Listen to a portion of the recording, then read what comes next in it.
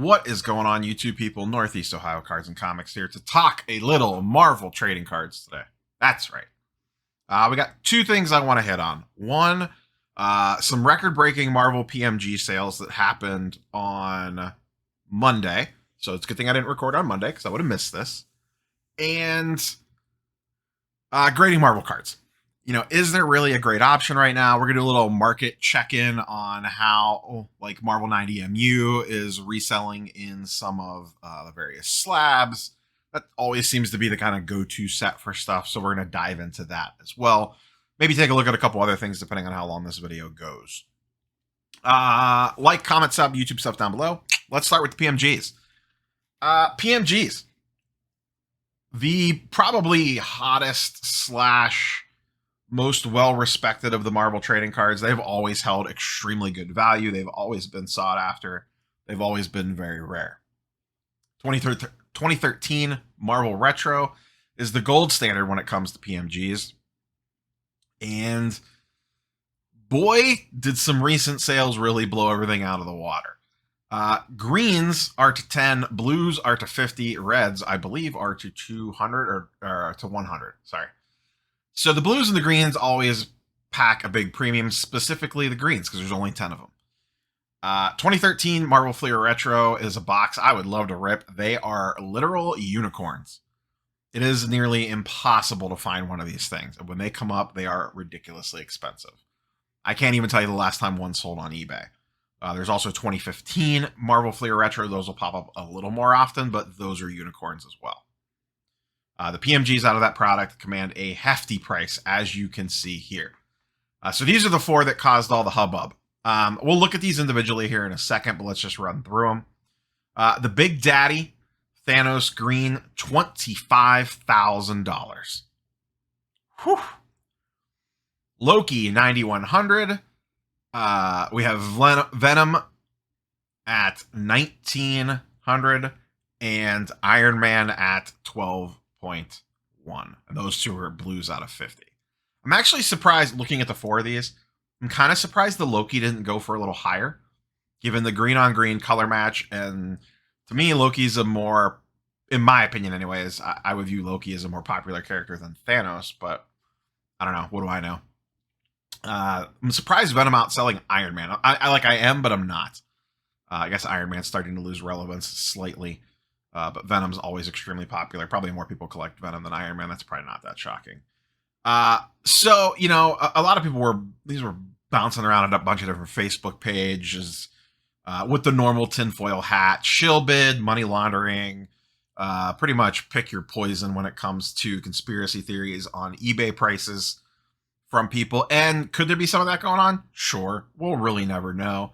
I was curious, so I did pull up each individual one. Here's the Loki. This all looks pretty legit. You know, someone with 942 buyer feed or eBay feedback ended up winning. And the one thing I did check on, it is a different winner on each auction as well. So, you know, nothing here looks fishy. In my opinion, anyway. I'm no, you know, expert on shill bidding, but you could usually see shill bidding fairly easily when you look at these bid histories. This looks normal to me. This is the Iron Man. Once again, same thing. This looks pretty normal to me. Nothing too crazy here. We have a different winner. So, you know, maybe they were being smart about this and, you know, having multiple accounts set up or whatever. I wouldn't put anything past anyone, but here's another one here. This is the green Thanos with a 929. Once again, you really can't see the full eBay user ID, but you can see the feedback. So the 686 person was involved with all three, so that's a little sus. So there's that 686 feedback, 686 feedback on that one, 686 feedback on that one, and 686 feedback on this one. Them and this 140 guy were bidding each other on the Venom. Them and the 929 guy were bidding each other on the Thanos. No sign of the 929 guy on this one. There's a 929 here. Once again, you don't 100% know that these are the same people, but these are weird amounts to have. So I don't know. You guys and girls tell me. Shill bidding or legit? Once again, there's no way to really know. But I enjoy all the conspiracy theories in the comments down below. These do seem, at first glance, and I don't follow the PMG market like super close. So when it comes to Marvel cards, this is not my wheelhouse. These things came out after I stopped collecting. I obviously understand what they are. I understand their importance, but I do not follow the day-to-day market trends of PMGs. So maybe this looks in line. Maybe this is absolutely crazy. I know a few people that watch my videos are very big into Marvel PMGs. Spidey Jew, Sketch Card, Charles Fuchs. I know a lot of people are very, very into PMG. So I'd be curious specifically for your guys' comments down below on what you think if you check this video out. So it is what it is. Fake, real. I mean, it happened. Those are the numbers. All different winners, so that's at least encouraging. Maybe some shenanigans going on. Who knows? Who is the seller on these? Was it just some random guy? Marvel Showcase. Not familiar with this person at all, but that's not crazy. It's not really my scene compared to other stuff. So I was just curious. 100% feedback. Yeah. Everything here looks relatively what I would expect to see. So yeah, I don't know. Show bidding or not, I leave it up to you. Let's transition over here after talking about that. And what, I don't know that really affects much in the grander scheme of things when it comes to Marvel trading cards. It might get the news out there a little bit more about them, but PMGs are kind of like their own niche inside a niche inside a niche. So I'm not going to it's not bad for the overall, Marvel trading card market, but I don't think it immediately is like, woohoo. All right, let's talk about 90MU and the current market, current grading sitch. I got this question a lot in a live stream last week. A lot of people were asking questions about, hey, with the PSA price increase, does this make things a little bit more in play? That sort of thing. And I said, let me dig in. I don't want to just answer that question off the cuff because that's something I want to do a little bit of research on. So I did some digging over the weekend. I had this stuff pulled up ready to go. Then football happened, so this video got a little pushed off. So sorry for Marvel Monday turning into Marvel Wednesday. No promises. I could see that potentially happening again. If football continues to be wild and crazy on Sundays, I may have to temporarily pause Marvel Mondays and turn it into Marvel Midweek. I'll still do a video every week, but it just might not be on Mondays during the football season. I haven't officially decided that yet. So here's 90 Marvel Universe, PSA 10s. Key characters still selling pretty strong, in my opinion. Here's a Venom for $570. Black Suit Spider-Man for a little under $300. Stan Lee for $800. What do we got here? A Thing for $260. Some random stuff here. Wolverine $250. Wolverine $285. Thor $475. So super key characters. This is the big one. I haven't really seen a lot of these. Let me zoom in on this so you guys can actually see. My fault. The Spider-Man classic suit. I have not seen a ton of these sell in PSA 10s. I know all the ones that I pulled, no shot at PSA 10s. This went for $1,100. That's pretty strong. Thanos at 700. Ghost Rider. Cap's motorcycle. So all this random stuff, another 300, 330 for a Cap, or 360 for a Cap, 330 for a Cap. So the very, very key characters are still doing pretty good. Here's the problem. The cheapest service right now for PSA is $150. So if you have one of these couple cards laying around that looks like it could 10, more power to you. Maybe you swing for the fences.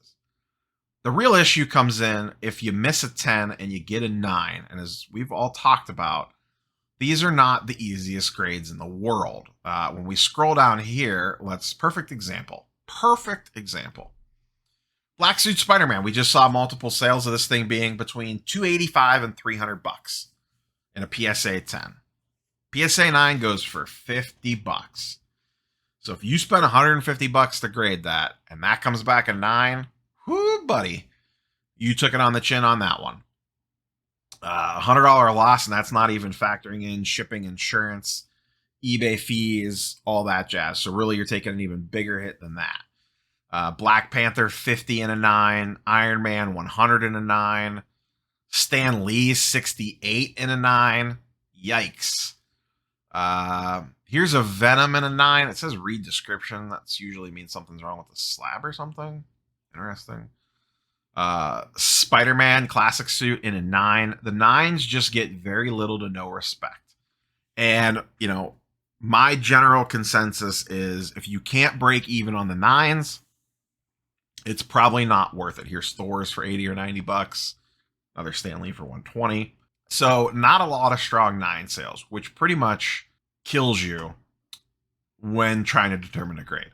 So PSA 150 cheapest submission level, I really don't think is viable at this moment unless, man, you are absolutely 100% sure you're getting a 10 on some key cards. So that gets real risky when you're talking about ripping a box. And I could see 9 values continuing to go down because I think the market's going to get flooded with 9s in regards to population. So I'm not even confident that those 9 values continue to hold. I think 10s will continue to do pretty okay.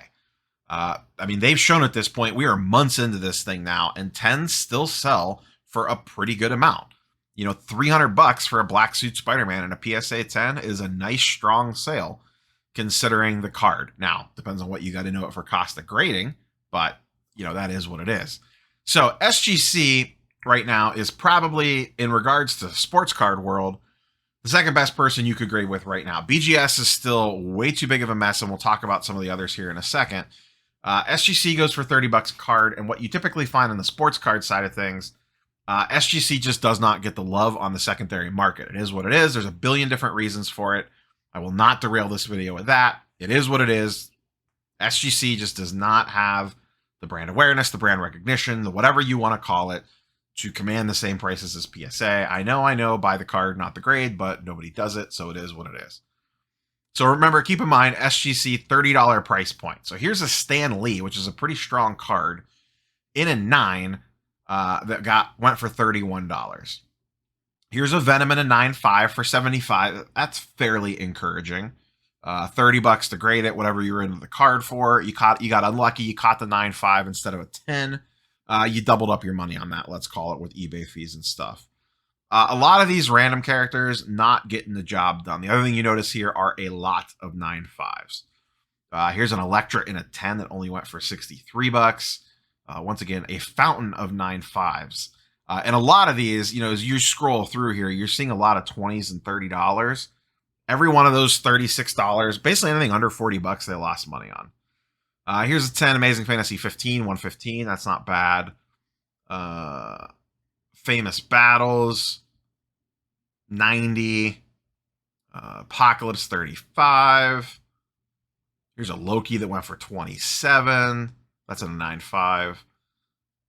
Here's a Venom here at a 9.5 that only went for $46. This basically broke even after fees and everything. Let me look specifically for SGC 10s. But you see the problem here. One, SGC does grade pretty tough. So if you're not really confident, but you're semi-confident, I could see easily getting hit with the old SGC 9.5, and the SGC 9.5 is kind of a death sentence. Let's see if we can find a little bit of a higher key character. Here's a Doctor Strange for 145. That's not terrible. A Patch for 80. Punisher for 70. Here's a Loki for 200 in an SGC 10. The Moon Knight for 250. So this stuff's not doing too bad. 300 for a Stan Lee. And a PSA that goes for 800. 100, 160. $10 on a Wolverine and an SGC 8. Here's a Black Panther for $200. That feels a little low for that. So the 10s do okay. Here's a good example here. Actually, this is from July. I didn't realize I was that far back because there's not that many comps. So the problem is you have to hit the 10 to really do decent on an SGC sub. I'm not saying that you can't do that. You obviously can. But as we've talked about a bunch, these cards are finicky. And SGC does not mess around when it comes to grading. So there's a good chance you could get a 9.5 back, and a 9.5 is basically a death sentence. So you have to be sending them really top tier characters. And at that point, if it's a really top tier character, I would probably just wait for PSA, depending. I guess there's some angle to it to just get in it and get out of it, kind of like sports cards.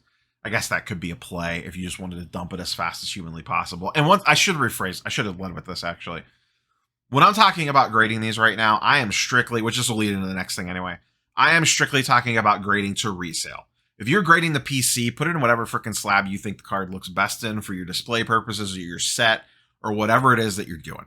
I am 100% strictly talking, I am grading this card to go list it on eBay and sell it. That is my whole angle on this. If it's PC, do whatever you want. With that being said, let's pop over and look at HGA.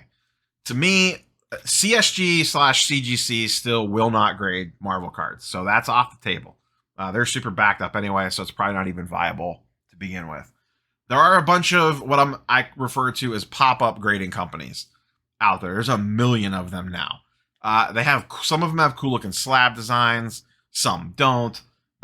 If it's for PC, go for it. If you're actually trying to sell them for value, good luck in some of the random companies. I am not the biggest HGA guy out there. I was intrigued by them for Marvel cards. The sales data is okay on it. To be fair, there's not a lot. HGA, I think it's about 25 or 30 bucks a card. I don't remember. Don't quote me on that. I thought it was actually a little bit more expensive than SGC. I don't remember. I think it depends on the turnaround time and also your label options. So here's a Stan Lee 8.5 for 100 bucks. That's not too shabby. Here's a Thor for 50. Here's an Amazing Fantasy that got a 5 that went for $2. Here's a Thor that went for 25 and a 9. A Wolverine that went for 85 and an HGA 8.5. So that's not bad. That seems a little sus though. 20 bucks for that, 70 bucks for a Black Panther 9, and that's really it. There's just not a lot of sales on these things. The interesting part is what I like to do is what's sitting out there on eBay, because it's not just necessarily what's sold, it's also what's sitting there. So here we see a Thor and a 9 just sitting at 60 bucks. Not great. Here we see a Stan Lee 8.5 for 100. Is that the same one that's sold? No, different. Okay. With no bids, so we'll have to see what that ends at. The one that was pretty damning in my opinion is this one. This Venom, which Venom's a very popular character. An HGA 9.5 just sitting at 139 best offer, buy it now, is not great.